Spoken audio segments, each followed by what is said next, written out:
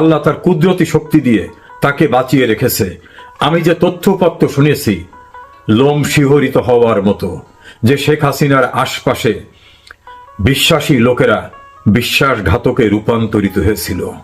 আমি জানি না এই তথ্যের সারবস্তু কতদূর, কিন্তু যা শুনেছি তাতে আমি আতঙ্কিত। আল্লাহ হেফাজত করুন, বঙ্গবন্ধুর কন্যাকে নিরাপদ রাখুন যেখানে যে অবস্থায় তিনি থাকুন। আমার আলোচনার নির্যাস পেয়েছি আমি একজন বিদেশি সাংবাদিকের কাছ থেকে। ওই সাংবাদিক বিভিন্ন দেশের গোয়েন্দা সংস্থার সঙ্গে বিভিন্নভাবে কাজ করে থাকেন। এভাবে তার কাছ থেকে প্রাপ্ত তথ্যপত্রের ভিত্তিতে আমি একেবারে নির্যাস ততটুকু নিয়ে কথা বলতে চাই। বিস্তারিত আলাপ করা যাবে না এই ভিডিও কন্টেন্টসের মধ্য থেকে। তিনি আমাকে সিম্পলি বলেছেন যে prime minister Sheikh Hasina survive miraculously. এর বাংলা দাঁড়ায় অলৌকিকভাবে শেখ হাসিনা বেঁচে গেছেন, খুব স্বাভাবিকভাবে তার বেঁচে যাবার কথা ছিল না। এই সাংবাদিক কোনোভাবেই আওয়ামী লীগ পক্ষ অবলম্বী না, তবে একটা বিদেশি সংবাদ সংস্থায় কাজ করেন এবং এই সঙ্গত কারণেই তিনি বিদেশি কয়েকটা গোয়েন্দা সংস্থার সঙ্গে সম্পৃক্ত। এর একটি গোয়েন্দা সংস্থা পৃথিবীর অত্যন্ত পাওয়ারফুল গোয়েন্দা সংস্থা। সেখান থেকে বিভিন্ন সোর্স থেকে তার প্রাপ্ত যে তথ্য সেটা তিনি আমার সঙ্গে কিছু কিছু শেয়ার করেছেন। সেই কিছু কিছু শেয়ারের অংশটা নিয়ে আমি কথা বলতে চাচ্ছি। যে শিরোনামটা আমি বললাম যে শেখ হাসিনা কি সুরক্ষিত ছিলেন নাকি অরক্ষিত ছিলেন, তার ভাষ্য অনুযায়ী দীর্ঘ আলাপচারিতার ভিতরে যে 2024 সালের নির্বাচনের প্রায় 6 মাস পূর্ব থেকেই শেখ হাসিনাকে মনিটর করছিলেন বিদেশি প্রভাবশালী একটি ছোট্ট দেশ কিন্তু প্রভাবশালী দেশের গোয়েন্দা সংস্থা, যারা সারা পৃথিবীতে খুব পাওয়ারফুল। তাদের শত্রু যে প্রান্তে থাকে সেই প্রান্তেই তারা আঘাত হানতে সক্ষম হন। এই পাওয়ারফুল দেশটার গোয়েন্দা সংস্থাকে বাংলাদেশে ডিপ্লয় করেছিল আরেকটি বড় রাষ্ট্র এবং তাদের ক্ষেত্র তৈরি করে দেওয়ার জন্য বাংলাদেশে প্রায় 7-8 বছর যাবৎ বিভিন্ন পর্যায়ে কাজকর্ম করত। তাদের একটা দাপ্তরিক অফিস খোলা হয়েছিল, সেই অফিসটা ছিল একটা বিজনেস অফিসের নামে। এই বিজনেস অফিসটা সত্যি কিছু বিজনেসের কাজ করত, পোশাক রপ্তানি, অন্যান্য মাল আমদানি, ব্যাংক বিভিন্ন হিসাব নিকাশ করে একটা মাল্টি ন্যাশনাল কোম্পানি এবং তাদের চমৎকার একটা অফিস ছিল। তবে সেই অফিসের কাজকর্ম হতো গ্রাউন্ড ফ্লোরে, আর উপরের ফ্লোরগুলো বিভিন্ন গুরুত্বপূর্ণ ব্যক্তিত্বের আসা যাওয়া এবং বিভিন্ন সময় তারা ডিপ্লোম্যাটিক যে ক্লাব সেই ক্লাবে বসতেন। তবে ক্লাবে তাদের খুব আলাপ আলোচনা হতো না। যেসব বিষয়গুলো নিয়ে আমার কাছে জানতে চেয়েছেন যে শেখ হাসিনা কতটা সুরক্ষিত ছিলেন, প্রথম কথা তিনি বলছেন শেখ হাসিনা প্রতি মুহূর্তে তার ঘনিষ্ঠ মন্ত্রী, দলীয় কর্মী এবং অন্যান্য যারা ঘনিষ্ঠ ব্যক্তিবর্গ প্রশাসনের তাদের সঙ্গে কথা বলতেন। এই সমস্ত কথাগুলি মনিটর হতো। এই মনিটরিং এর ক্ষেত্রে সবচেয়ে গুরুত্বপূর্ণ জায়গা ছিল টেলিকমিউনিকেশন মনিটরিং সেন্টার।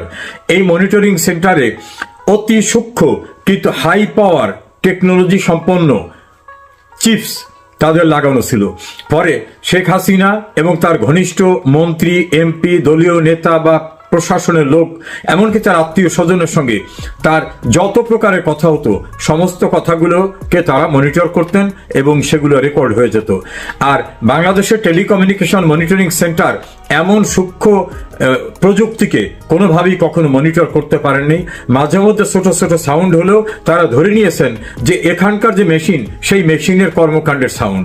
এবং এই ক্ষেত্রে ওই অফিসে ডিপ্লয় করা হয়েছিল খুবই এক্সপার্ট টেকনিক্যাল একাধিক স্টাফকে, যে স্টাফগুলি কখনোই আওয়ামী লীগের রাজনীতি করে না, কিন্তু দৃশ্যমানভাবে তারা আওয়ামী লীগের টেলিকমিউনিকেশন, শ্রমিক ইউনিয়ন, অন্যান্য ইউনিয়নের কর্মকর্তা হিসাবে বিভিন্ন সময় আবির্ভূত হয়েছেন এবং একাধিক অফিসার সেখানে ডিপ্লয় করা ছিল। কখনোই তারা এই বিষয়টা কাজ করতে পারেননি। দ্বিতীয় মনিটরিং হয়েছে প্রধানমন্ত্রী বাসভবন এবং তার অফিসের যে সকল দপ্তরগুলোতে তিনি বসতেন সেই সকল দপ্তরের সকল টেবিলে, সকল জায়গায় যিনি তিনি মুভ করতেন, সব জায়গায় অত্যন্ত হাই পাওয়ার টেকনোলজির এই চিপসগুলো লাগানো ছিল। ফলে তার সমস্ত অ্যাক্টিভিটিসগুলো তারা অনুসরণ করতে পারতেন। তৃতীয়, তার গাড়িতে এবং তার যে গাড়ির গ্যারেজ যেখানে প্রধানমন্ত্রীর গাড়ি রাখা হয় সেই গ্যারেজে ক্লিনিং এর দায়িত্বে যারা ছিলেন, ড্রাইভিং এর দায়িত্বে যারা ছিলেন, ঝাড়ু দেওয়ার দায়িত্বে যারা ছিলেন, ড্রাইভার থেকে শুরু করে বিভিন্ন পর্যায়ে, এদের বিভিন্ন পর্যায়ের লোকদের ভিতরে উনি এক্সাক্ট না বললেও বোঝা যায় তাদের ম্যানেজ করে বিভিন্ন জায়গায় এই চিপসগুলো তারা সেট করে রাখতেন, ফলে গাড়ি মুভমেন্টের সময় সমস্ত তথ্যাদি উপাধি তারা পেতেন। প্রধানমন্ত্রীর মুভমেন্টের জন্য যে সকল যন্ত্রপাতি ব্যবহার করত সরকারি গোয়েন্দা সংস্থা থেকে, সেখানে তাদের লোক ডিপ্লয়েড ছিল, কেউ কর্মকর্তা না, ছোট্ট লেভেলের, কিন্তু তাদের সঙ্গে যে চিপস ব্যবহার করা হতো সেই চিপস থেকে কমিউনিকেশনটা সম্পূর্ণরূপে তারা রাস্তায় কোন জায়গায় কখন প্রধানমন্ত্রী আছেন, কোথায় যাচ্ছেন, পথে কি প্রোগ্রাম আছে, সমস্ত কিছু তারা মনিটরিং করতে পারতেন। প্রধানমন্ত্রীর নিজ কার্যালয়ে যে ফাইলগুলো ব্যবহার করত, অর্থাৎ হার্ড যে ফাইলের ভিতর তাকে পেপার দিয়ে ফাইলটা তার সঙ্গে উপস্থাপন করা হতো, এই হার্ড ফাইলগুলোর ভিতরে সূক্ষ্ম পেপারের একেবারে দৃশ্যমান হবে না এমন চিপস ব্যবহার করা হতো, তার টেবিল চেয়ার থেকে শুরু করে। দেন তিনি যে সকল প্রোগ্রামগুলো যেতেন, যেখানে ইভেন্ট ম্যানেজমেন্ট চেয়ার টেবিল তৈরি করত, এই চেয়ার টেবিল তৈরির ইভেন্ট ম্যানেজমেন্টের ভিতর যারা ছিলেন, সেখানে কর্মচারীদের ভিতরে তারা বিভিন্নভাবে প্রভাব বিস্তার করে সেখানেও চিপসের ব্যবহার করতেন, যেটা প্রধানমন্ত্রীর নিরাপত্তা বলয়ের দায়িত্বে যারা আছেন তাদের যে মেটাল ডিটেক্টর যেটা দিয়ে তারা পরীক্ষা করেন, এই ডিটেক্টরে কখনোই সেটা চিহ্নিত হবে না। মাঝে মধ্যে ন্যূনতম সাউন্ড হলে তারা ধরে নিতেন যে এটা টেকনিক্যাল ডিফিকাল্টিস। এভাবে প্রধানমন্ত্রীর নিজ বাসভবন, তার অফিস, সংসদীয় অফিস, সংসদে যে চেয়ারে তিনি বসতেন, এবং তার যে বাড়ি টুঙ্গিপাড়া এবং 32 নম্বরে বঙ্গবন্ধু ভবন, এর সর্বত্র হাইলি টেকনোলজির দ্বারা সম্পূর্ণরূপে কাভার করে ফেলেছিল এই গোয়েন্দা সংস্থাটা, যাতে তার অ্যাক্টিভিটিস, তার আলাপ আলোচনা পাওয়া যায়। ফলে পলিটিক্যালি উনি কোন ডিসিশন নিতে যাচ্ছেন, কি কি করবেন, সেই বিষয়গুলো তারা টাইম টু টাইম মনিটর করে তাদের বিকল্প ব্যবস্থা করত। আর তাদের এই বিকল্প ব্যবস্থা মনিটরিং এর জন্য হাই লেভেল টেকনোলজির যে অফিসটি, সেটা বললাম যে একটা ব্যবসায়ী অফিস, মাল্টি ন্যাশনাল কোম্পানি, 3-4টা দেশের মিলে একটা কোম্পানির অফিস হিসাবে এটাকে তৈরি করা হয়েছিল বাড়িধারায়। সবাই জানতো বিদেশিদের ব্যবসায়ী অফিস, কিন্তু 5 অক্টোবরের পরে 5 দিন পরে সেই অফিসটির সমস্ত মালামাল তারা পুড়িয়ে ডিস্ট্রয় করে দিয়ে চলে যায়। ওই কোম্পানির এখন সেখানে কোনো সাইনবোর্ড পর্যন্ত নাই, কোনো কর্মচারীও সেখানে নাই। যদি কেউ বাইরে আউটসোর্সিং এর কাজ করত, তারা সেখানে গিয়ে দেখে এই অফিসের কোনো কিছু নাই। এরপরে যে সবচেয়ে গুরুত্বপূর্ণ বিষয়টি, প্রধানমন্ত্রীর নিরাপত্তা বলয়ের জন্য যারা কাজ করেন, স্পেশাল সিকিউরিটি ফোর্স SSF, আলাদা একটা পুলিশ বাহিনী, DGFI এর যারা কর্মকর্তা এবং ফোর্স, NSI এর এবং পুলিশের স্পেশাল ব্রাঞ্চের, এর ভিতরে তারা দীর্ঘদিন চেষ্টা করে তাদের মনোনীত লোককে ডিপ্লয় করাতে সক্ষম হয়েছিলেন। এই ডিপ্লয়িং এর জন্য তারা রিকমেন্ড করাইছেন আওয়ামী লীগের গুরুত্বপূর্ণ নেতা, প্রশাসনের গুরুত্বপূর্ণ ব্যক্তিদের দিয়া। তারাও হয়তো বুঝতে পারেন নাই যে আমি কাকে অনুরোধ করতেছি। এভাবে অনেক বিশ্বস্ততার জায়গাগুলিতে পিয়ন থেকে শুরু করে constable, officer, field officer, reporting officer, এরকম ভাবে তৈরি করা তাদের লোকগুলি ঘিরে ছিল সর্বত্র।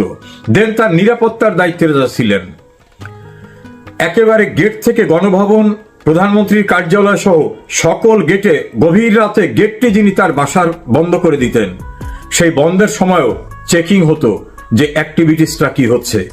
আর বাংলাদেশে মেটাল ডিটেক্টর দিয়ে যেগুলো চিহ্নিত করা হয়, ডিটেক্ট করা হয়, সেগুলি এত মান্ধাতামূলের, এবং সেগুলো যারা অপারেট করেন তারা ক্ষুদ্র একটি শব্দ হলেও সেটা যে আরো ডিটেক্ট করা দরকার, সেটা কখনো তারা কল্পনা করতে পারেননি। এমনভাবে সূক্ষ্ম টেকনোলজি তারা ব্যবহার করেছেন। প্রধানমন্ত্রীর ব্যক্তিগত ব্যবহার্য যেসব এরিয়া, সেই এরিয়া পরিষ্কার পরিচ্ছন্নতার দায়িত্বে যারা ছিলেন, তাদের মধ্য দিয়েও তারা বিভিন্ন জায়গায় বেসিনের নিচ প্রান্তে, টেবিলের নিচ প্রান্তে, টয়লেটের নিচে, এমন সব জায়গায় বিভিন্নভাবে ডিভাইস সেট করেছেন, যেটা শুনলে অবাক হওয়ার মতো কথা। এবং এর মাধ্যমে তারা বলছেন যে বাংলাদেশে তাদের একটা গেটওয়ে ছিল, প্রধানমন্ত্রী রিলেটেড বিষয়গুলো ওই গেটওয়েতে যেত, গেটওয়ে থেকে তারা চেক করে সেইখান থেকে বাইরে পাঠাতো। এখানে একটা পার্ট হতো, সেখান থেকে কোনো রকম এলোমেলো হয়ে গেলে, অস্পষ্ট হয়ে গেলে, সেটাকে আবার শক্তিশালী করে তারা আবার ট্রান্সমিট করত কনসার্ন এরিয়ায়। এভাবে প্রধানমন্ত্রীর সমস্ত বলয়গুলি তাদের টেলিকমিউনিকেশন মনিটরিং এর আওতায় তারা নিয়ে আসে। দ্বিতীয় নিয়ে আসে NSI, DGFI, special security force, president guard regiment এবং প্রধানমন্ত্রীর কার্যালয়ে যারা অন্যান্যভাবে দায়িত্ব পালন করেন। তার ভাষ্য মতে এর গুরুত্বপূর্ণ অনেকেই সরাসরিভাবে সহায়তা করেছে শেখ হাসিনা বিরোধী আন্দোলনে এবং তার মুভমেন্টে। নেক্সট, যারা বিভিন্ন কারণে তার উপর অখুশি, হয়তো একজন সচিবকে গুরুত্বপূর্ণ পদায়ন হয়নি, একজন সামরিক কর্মকর্তা গুরুত্বপূর্ণ পদায়ন পাননি, পুলিশ কর্মকর্তা পাননি, এনএসআই কর্মকর্তা পাননি, একজন নমিনেশন পাননি, এই সকল ব্যক্তিদের সঙ্গে বিভিন্নভাবে সম্পর্ক গড়ে তুলে গদগদ করে তারা সমস্ত কথা বলে দিয়েছেন। কোথায় কি সমস্যা আছে, কি কি হচ্ছে, সমস্ত তথ্য উপাত্ত তাদের কাছ থেকে নিয়েছেন। এবং তাদের কাছ থেকে যে তথ্য উপাত্ত নিয়েছেন, তারা হয়তো কল্পনাও করেনি যে তার যে কথোপকথন, এই সমস্ত কথোপকথনটা যিনি কথোপকথন করছেন তিনি নিজেকে হয়তো পরিচয় দিচ্ছেন ইন্ডিয়ান একটা বিশেষ সংস্থার, রাশিয়ান বিশেষ সংস্থার, আমেরিকার বিশেষ সংস্থার, অথবা অমুক দেশের তিনি বাংলাদেশের এজেন্ট। বিভিন্নভাবে সব কথোপকথনগুলো তিনি রেকর্ড করে নিয়েছেন এবং তার প্রতিপক্ষ যারা, তারা আবার কি বলে সেই বিষয়গুলো তারা তথ্যপত্র সেখান থেকে সংগ্রহ করেছেন। প্রধানমন্ত্রীর বিভিন্ন দপ্তরে, সেনাবাহিনীতে, ডিজিএফআই, এনএসআই, পুলিশে যারা বিভিন্ন সময় কাজ করে রিটায়ার্ড হয়ে গেছেন, তাদের সঙ্গে সখ্যতা গড়ে তুলে সেখান থেকে তথ্যপত্র সংগ্রহ করেছেন। যে সকল মন্ত্রী এমপিরাও নানাভাবে কষ্ট পেয়েছেন বলে মনে করেন, সেই ব্যক্তিদের কাছ থেকেও তথ্যপত্র তারা সংগ্রহ করেছেন। আর প্রধানমন্ত্রীর কার্যালয়ে ফুল টাইম নিরাপত্তার দায়িত্বে যারা ছিলেন, সেখানে সুকৌশলে তাদের লোককে তারা প্রবেশ করিয়েছিলেন। এবং তার ভাষ্যমতে 5 আগস্টের প্রায় 2 সপ্তাহ পূর্বে স্নাইপার গণভবনে প্রবেশ করেছিল। এই স্নাইপার দিয়ে প্রতি মুহূর্তে দূর দূরান্তে সবকিছু মনিটর করা হতো এবং সেই মনিটরিং যে রেকর্ডটা, সেই রেকর্ডটা আবার কনসার্ন যারা ডিপ্লয় করেছে তাদের কাছে চলে যেত। এভাবে গণভবনটাকে, প্রধানমন্ত্রীর কার্যালয়কে এবং তিনি যেখানে প্রোগ্রাম করবেন সবটাকে মনিটর করা শুরু হলো নির্বাচনের 6 মাস পূর্ব থেকে, এবং নির্বাচনের পরে বেপরোয়াভাবে এই কাজগুলি করেছে। আর পলিটিক্যাল এরিনার লোকরা যাতে ঘনিষ্ঠ হতে না পারে সেজন্য সুকৌশলে প্রশাসনের বিভিন্ন বাহিনীর তাদেরকে প্রাধান্য যাতে থাকে সেজন্য তাদেরকে উদ্বুদ্ধ করা হয়েছে। আর একটি কথা তিনি বললেন, যে সকল কর্মকর্তারা বিদেশে ট্রেনিংয়ে যেতেন, পুলিশ, র্যাব, আর্মি, প্রশাসনের, তারা বিদেশে যাওয়ার পরে মনিটর করা হতো কে কোন দেশে যাচ্ছেন, সেখানে তাদের সঙ্গে কথা হতো, তাদের অনেককেই সেখানে ম্যানেজ করা হতো, তাদের বড় বড় গিফট করে দেওয়া হতো, যে গিফট অস্বাভাবিক গিফট, সেই গিফটের মধ্য থেকে তাদের কাছ থেকে কি অবস্থা সরকারে, কেমন চলছে, দরদের সঙ্গে মানে পক্ষাশ্রিত অবস্থায় নিয়ে কথা বলে সমস্ত তথ্যপত্র উদ্ধার করা হতো। আর ধীরে ধীরে তাদের সঙ্গে রিলেশন করে তারা দেশে ফিরে আসার পরেও তাদের সঙ্গে কথোপকথনের ভিতর থেকে তথ্যপত্র নিতেন। ছাত্র সংগঠনের ভিতরে একই কায়দায় দীর্ঘদিন ধরে এন্ট্রি আওয়ামী লীগ এর লোকদের ঢুকিয়ে দেওয়া হয়। একইভাবে প্রশাসনে, সিভিল অ্যাডমিনিস্ট্রেশনে, প্রধানমন্ত্রীর কার্যালয়ে, ডিজিএফআই এ, এনএসআই এ, স্পেশাল ব্রাঞ্চে এবং অন্যান্য জায়গায় এভাবে তারা তাদের লোককে সুকৌশলে ঢুকিয়ে দেয়। আমাকে প্রশ্ন করলেন যে আপনারা জানেন শেখ হাসিনার সময় যারা খুব গুরুত্বপূর্ণভাবে স্পেশাল ব্রাঞ্চের যে চিফ ছিলেন, তার আশপাশে যে সকল কর্মকর্তারা ছিলেন তারা এখন কি অবস্থায় আছেন? আমি বললাম নিশ্চয়ই খারাপ অবস্থায়। বললেন না, অনেকেই খারাপ অবস্থা নাই। সেনাবাহিনীর ভিতরে অনেকেই খারাপ অবস্থা নাই, অনেকে নানা কারণে রিটায়ারমেন্টে পাঠানো হলেও তাদেরকে বিভিন্ন জায়গায় প্রোভাইড করা হবে বা প্রোভাইড করা হচ্ছে। এভাবে রাজনীতিতেও যে সকল ব্যক্তিরা বিভিন্ন রকম দূরবর্তী দৃষ্টি দেখে কর্মকাণ্ডে যেতে পারত, তাদের সম্পর্কে বিষিয়ে তোলার মতো বিভিন্ন রকম মেরুকরণে কাজ করত। এই যে একটা মেটিকুলাস প্রোগ্রাম যারা করেছেন তাদের ভিতর থেকে, ফলে প্রধানমন্ত্রীকে তারা অনেকটা ডিপেন্ডেন্ট করে ফেলছিল প্রশাসনের উপরে এবং বিভিন্ন বাহিনীর উপরে। এই বাহিনীর যারা শীর্ষস্থানীয় কর্মকর্তা, আমাকে যিনি কথা বলেছেন তার ভাষ্য অনুযায়ী এদের 90% প্রধানমন্ত্রী শেখ হাসিনার লোক ছিলেন না। এমনকি শেখ হাসিনা বাংলাদেশ থেকে বেরিয়ে যেতে পারবেন নির্বিঘ্নে, এটাও যারা মেটিকুলাস ডিজাইন করেছিল তারা এটা কল্পনাও করেননি। শেখ হাসিনাকে কোনোভাবেই দেশের বাইরে যেতে দেওয়া হবে না, তাকে ক্ষমতা থেকে এবং সহজ সরল ভাষায় বলা যায় দুনিয়া থেকে সরিয়ে দেওয়া হবে। আর তিনি সরে দেওয়ার পর কে কি করছে এটা তো জানার বিষয় না, এমন পরিকল্পনা ছিল। সে কারণে তিনি রিপিটেডলি বলছেন যে survival of Sheikh Hasina was meticulous and by the blessing of creator. তার ভাষায় ক্রিয়েটর, আমি বলবো যে আল্লাহর রহমতে অলৌকিকভাবে শেখ হাসিনা বেঁচে গেছেন। আরেকটা জিনিস তিনি বললেন যে উনি দীর্ঘদিন ক্ষমতায় থাকায় ওনার নিরাপত্তা বলয়, বিশেষ করে রাজনৈতিক নিরাপত্তা, প্রশাসনিক নিরাপত্তা, বিভিন্ন বাহিনী নিরাপত্তা, এগুলাকে উনি ছেড়ে দিয়েছিলেন। কোনো বিশেষ কেয়ারিং হয়নি, পরীক্ষা নিরীক্ষা হয়নি যে যে লোকটি বিদেশে যাচ্ছে তার সঙ্গে কার কথা হয়, ওনার সিকিউরিটির দায়িত্বে যারা আছে ওর টেলিফোনে কোথায় কার সঙ্গে কথা হয় সেগুলো কি কখনো মনিটর হয়েছে? ওনার অফিসে গুরুত্বপূর্ণ পদে সিভিলে যারা আছে তার ফ্যামিলি মেম্বাররা তাদের টেলিফোনে কার সঙ্গে কথা বলেন, তার বাসায় কারা বেড়াতে আসেন, তারা কার বাসায় যান সেখানে কি আলাপ আলোচনা হয়, তাদের কি মাইক্রোস্কোপিক ওয়েতে খেয়াল করা হতো? উনি বিশ্বাস করেছেন, বিশ্বাসের উপর রেখেছেন। এই বিশ্বাসীরাই যখন ঘাতকের ভূমিকা অবতীর্ণ হয় তখনই কিন্তু তাদেরকে বলা হয় বিশ্বাসঘাতক। তার ভাষ্য মতে শেখ হাসিনা অলৌকিকভাবে বেঁচে গেছেন। আর যদি আধা ঘন্টা দেরি হতো তাহলে যে হেলিকপ্টারে উনি উড্ডয়ন করেছিলেন সেই হেলিকপ্টারও ভূপাতিত হয়ে যেতে পারত, এটাই স্বাভাবিক ছিল। আর স্নাইপার নিয়ে যারা ছিল তারা স্নাইপার দিয়ে শুধু ছবি তোলার জন্য ছিল না, স্নাইপারের মাধ্যমে তারা কাজ করার জন্য ট্রেইনড আপ ছিল। এবং এই স্নাইপার গণভবনে প্রবেশ করেছে 5 তারিখে না, তার পূর্বেই গণভবনের ভিতরেই ছিল এবং সর্বত্রই তারা বিরাজমান ছিল। এই ভিতরে ঢুকে সবার সঙ্গে মিশে শেখ হাসিনার আস্থা অর্জন করে উনি বললেন যে ওনার ফাদারের হিস্ট্রিতে দেখা যায় তিনিও যাদেরকে বিশ্বাস করতেন শতভাগ বিশ্বাস করতেন, কিন্তু একটু দায়িত্বশীল জায়গায় যাওয়ার পরে যে এই বিশ্বাসী লোকগুলোকে যে মনিটর করতে হয়, স্তরে স্তরে তাদেরও যে পরীক্ষা করতে হয়, সেই পরীক্ষা নিরীক্ষা কি তাদের হতো?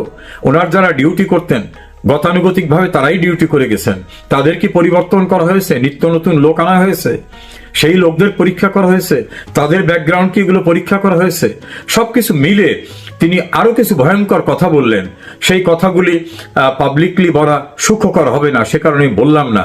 তবে তার বক্তব্য রাজনৈতিকভাবে তিনি নির্ভরশীল হয়ে পড়েন নাই অনেকের উপরে, তিনি যাদের উপর নির্ভর করছেন তারাও অনেকে সেই রকম যোগ্যতা ছিল কিনা, অথবা তারাও বিরক্ত ছিল কিনা, অথবা তাদের দূরদৃষ্টি ছিল কিনা।